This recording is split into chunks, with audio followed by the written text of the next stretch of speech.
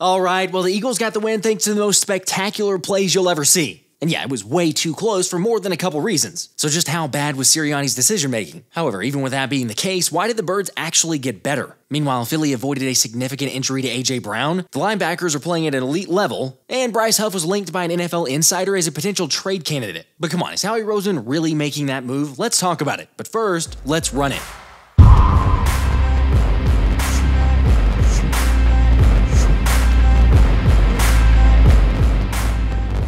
What's up guys? So first off, I gotta start out with a huge thank you because the channel just surpassed 80,000 subscribers, which is absolutely insane. Seriously, I couldn't do any of this without you guys, and you make it all possible. So of course, to celebrate, I'm gonna be giving away this signed Saquon Barkley helmet to one random lucky subscriber during my Friday night live stream. By the way, for the record, no, you do not have to be present during the stream to win, you just need to make sure and subscribe. And I mean, look, we all know Saquon's insane, but there's something about those Kelly Green vibes that seem to take everyone's game to a whole other level. For example, the Eagles' Week 9 matchup versus the Jacksonville Jaguars featured some of the wildest and most unbelievable plays you'll ever see, as Philly's future All-Pro hit the 180 reverse dunk over the defender, leaving everyone at a loss for words. Don't act like you're not impressed. It was the best play I've ever seen. I saw the spare. How the did he see him? I don't know, man. Some guys are blessed. I've never in my life ever seen a man do that. I don't even know how you plan that in your head. I don't even know how you think of that. But I've never seen a man jump that high at the weight he is and the size he is. It was just incredible. So probably one of the best plays I've ever seen in my life. Crazy. I ain't never seen nothing like it. I ain't gonna lie, I felt like a fanboy for a quick second. I had to snap back to who I was, but I was like, yeah, that was crazy. What I think's so cool, there's going to be kids all over the country and all over Philadelphia. I really think about that, trying to make that play and talking about that play and like simulating that play as they play backyard football or pee-wee football. Like, they ain't going to be able to make it because that play, I think he's the only one in the world that could do that. Honestly, what Saquon's doing is like not even possible. Or so that's how the Giants and GM Joe Schoen felt about the 27-year-old to not re-sign him. That's not possible, sir. I beg to differ. For real, I mean, it's literally beyond video game stuff of what we're seeing from 26. And it's understandable that that play practically exploded the internet. Oh yeah, and when we talk about first, Saquon is now the Eagles' all-time leader in scrimmage yards through the first 8 games of a season in franchise history, with 1,071 total yards for those counting. Look, I'll be honest, I thought Saquon was going to be good, but I didn't anticipate him to have these type of numbers this early on. Yet probably the most overlooked part of his game that continues to pay dividends is the pass protection and blitz pickups. However, as ridiculous as Barkley's feats were against Jacksonville, they seem to set the tone for some other unreal plays, like Jahan Dotson's 36-yard catch, which, believe it or not, doubled his season total in receiving yards on one play. And who knows, maybe Jalen Hurts will trust Dotson after a play like that. You're one of us now, kid. People tend to forget that, like, I was a first-round pick, you know, that I can make plays. It's just because I'm the third receiver in this offense. I don't get a lot of opportunities, so I got to make the most of them when they come. But like, I have the ultimate confidence in myself when the ball's in the air that I'm going to come down with it, I'm going to make a play, and that's what I did. Kudos to Dotson for coming up big in the clutch, especially because, as Anthony DeBona pointed out, Jacksonville corner Tyson Campbell only allowed 1 reception for 5 yards in his previous 3 starts before that grab from Dotson, which is again why we say welcome to the trust tree 83. Man, I don't know, perhaps Howie Roseman's trade wasn't so bad after all. Yeah, I got to rethink this whole thing. I didn't trust it before, but I got to say now I do. You're right, maybe that's going a bit overboard, but it does have bigger implications, which I'll get to in a second. Although a guy QB1 clearly already trusts is Devonta Smith, as the usual guaranteed 1 + 6 = 7 connected late in the 4th quarter, with Smitty deciding to go all Slim Reaper with the insane one-handed grab. But yes, you're right, Sirianni's math the entire game made 1 + 6 not equal 7. How's that gonna help you? I will divide and then count to it. Right. Believe it or not, I've actually got a different theory when it comes to Sirianni's decisions and the lack of math and everything else there, but I'll get to that also a little bit later. Yet getting back to the jaw-droppers, out of all the plays that could have been Play of the Year candidates, the most impactful one was Nakobe Dean's game-winning interception with less than 2 minutes to play, which of course, thanks to linebacker Zack Baun's interception earlier in the game, gave the Birds an INT from 2 separate linebackers in the same game for the first time since before Christ. It's been too long. Okay, for those curious, the last time the Eagles actually had 2 separate linebackers with a pick in a game was in 2000, which of course was the Pickle Juice game, as Dallas absolutely sucked that game, and still, 24 years later, in the words of their own QB, suck. And that is Dallas.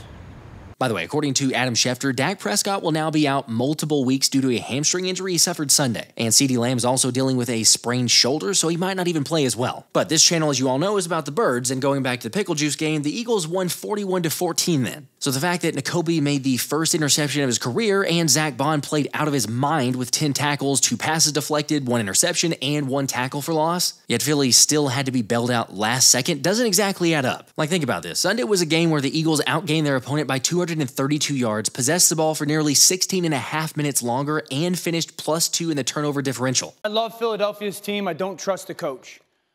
I think this is the only legit playoff contender where the coach is a question mark. I don't know. What do you think? Are the Eagles winning in spite of Sirianni? Also, while you're answering that, shout out to Billy Rigby4839 for winning the ticket giveaway to the Thursday night football game against the Commanders. So, Billy, all you need to do is contact either me or Thomas within a week to claim the ticket so we can send them to you. Now look, the Eagles started off a little shaky with a punt on their opening series. However, thankfully, the heat-seeking missile that is Sidney Brown helped force a fumble to get the ball back, where the QB1 to RB1 connection happened to essentially replay the Brazil catch for the touchdown, as the Birds finally scored a touchdown in the first quarter for the first time in nearly a calendar year. And then let's just say the defense definitely came ready to play, with Josh Sweat getting a sack on Trevor Lawrence on a 3rd and 4 to force a punt on the opening series. But unfortunately, Hurts took his own sack and the Birds were playing some field position battle that gave the ball right back to the Jags. Yet again, fantastic lockdown defense from Fangio's unit brought up another punt, where then Kellen Moore was able to get the offense moving. And you gotta give some praise to the OC for using some similar creativeness to what we'd seen Cincinnati do against Philly last week with Jamar Chase, as Devonta Smith was put in the backfield and then helped move the linebacker out of the way before the run play. For real, this was all day, with constant usage of motion and shifts to help set up the defense and allow Jalen to take advantage. However, it's not just that, since QB1 frequently used his legs to pick up crucial 3rd downs and keep drives alive, with Hurts ending the game with 67 yards on 13 carries. Seriously, one of my biggest takeaways from the game is that Jalen is starting to let the game come to him instead of rather forcing it like he used to be. He's making quick decisions, he's delivering the ball accurately, and he's making plays with his legs. Like, there's not even any arguing at this point. Mr. Breed of One has clearly found a new confidence since the bye week. And honestly, he's been elite, as over the last 4 games, Jalen's accounted for 12 total touchdowns along with a 127 passer rating and still 0 turnovers. Plus, after Sunday, number 1 is just the 2nd Eagles QB to not throw an interception in 5 straight games, joining Nick Foles in 2013. So yeah, obviously an impressive exclusive list to be a part of. At this point, the only thing you could potentially knock is that Hurts is taking a few more sacks than he should. But like Johnny Page pointed out, when you break down the film, most of his sacks are coverage sacks, and it doesn't help that a lot of times the routes are just too basic on 3rd downs. Anyway, that would lead to a Jake Elliott 43-yard field goal attempt, which of course he made, up 10 with 9 minutes to play in the 2nd quarter. Yet that was all the work Jake would get until 2:16 remaining in the 4th. Don't worry, we're getting there. Of course, yes, I do need to mention the defense, and specifically guys like Zack Baun and Cooper DeJean, because those guys were flying around making plays. Where on the next possession, Coop helped force an incompletion on 4th down to give the ball back to the offense. And yeah, we all see the impact he's making, but hearing the difference in communication from the defense this season is one of the biggest difference makers. He told me,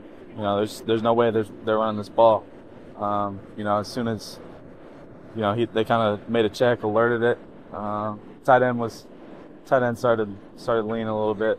It was 17, so he's more their receiving tight end. He's not in there to block most of the time. So just kind of feeling that. Taking all the keys in from BG, and then just finding my way through the traffic.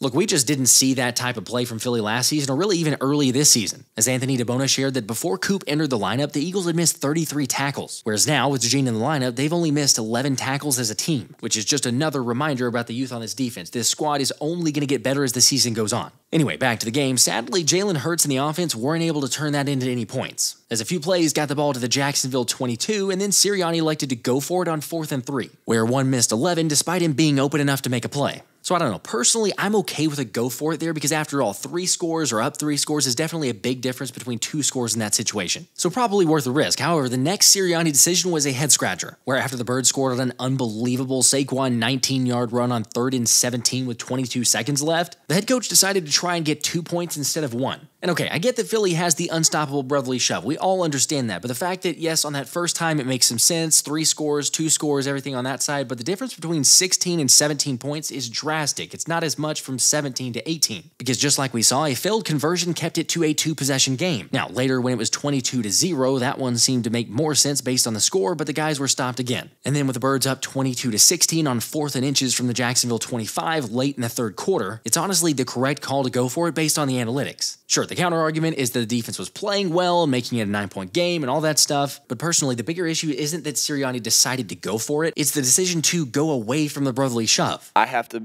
be able to have the balls to do that, really, at the end of the day, and say, am I doing everything I can do to help us win the game? And in those moments, I thought I was, but I'll go back and relook at them. I'm always going to be hypercritical of myself. And when it doesn't work, I'm definitely going to think even more about it. Again, that's the problem. If you're going to be aggressive, then be aggressive. But the last thing you should be doing is calling a Jalen Hurts rollout when all you need is a couple inches. And then the two other decisions were the 2-point attempt from the 2 up 28-16, which again, up 12 or 13 doesn't make much of a difference. Yet to send out your ice-cold kicker to attempt a 57-yarder in a clutch moment is crazy work. Look, if this was a better team that we'd played, we'd be sitting here talking about a loss, but at least they won. The bigger deal to me, though, is that Sirianni seems to have this arbitrary stance of if and when and how he tries to go for it on 4th down. But like I said, you know what? At least the Birds won, and hopefully Sirianni can learn from it. Hello? Anybody home? The biggest takeaway for me is it's an encouraging thing because, you know, from this to this point, you know, we've been able to learn from our mistakes, and we've shown that, and we've grown, and we've continued to excel, and I think there will be a lot of takeaways and a lot of opportunities to learn from what we experienced today, good, bad, or indifferent. So I think that we can't be foolish about it and just let it be what it is. That's not the approach. There's no satisfaction in anything. I'm not satisfied by anything. We had some great moments out there today, but there's more for us to do.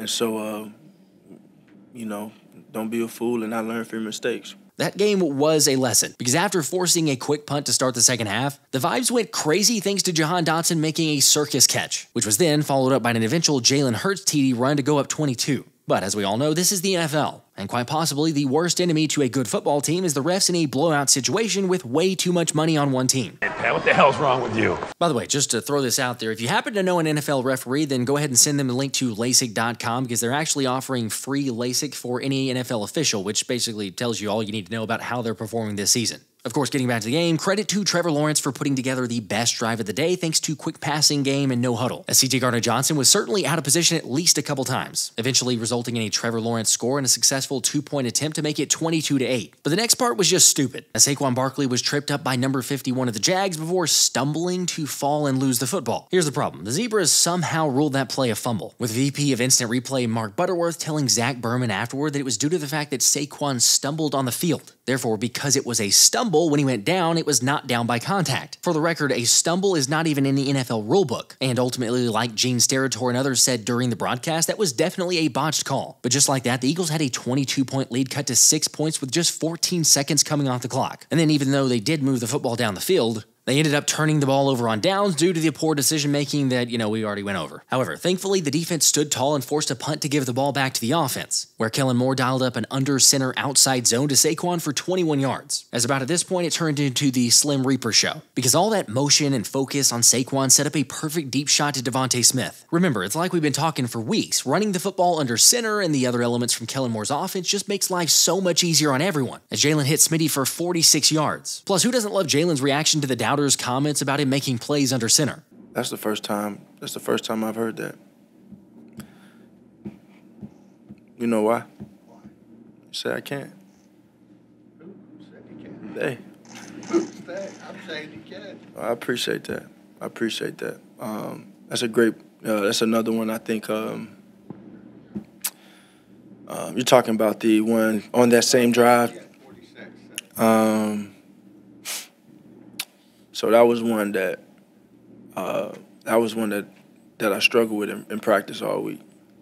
I had an opportunity to AJ in practice, had an opportunity to Smitty in practice, and didn't hit it right. It just wasn't clicking.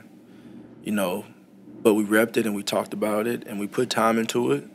And we were able to execute it in a crucial moment. Just like the defense, he's getting better each week, and obviously kept that up on that drive to come back 4 plays later and hits the Slim Reaper for a score going up 12. I'm sorry, I don't know how that's not at least nominee for Play of the Year. Of course, with the missed 2-point conversion, it was a 12-point game, and even though Josh Sweat did come up with his second sack of the game on that drive, the Jags were able to march down and score in just 3.5 minutes to make it 28-23 Eagles. So, follow that up with the unusual slide before the sticks by Saquon to create a 3rd and 4. It just made the Jake Elliott it, missing it, feel like we were in for a terrible finish. It's over.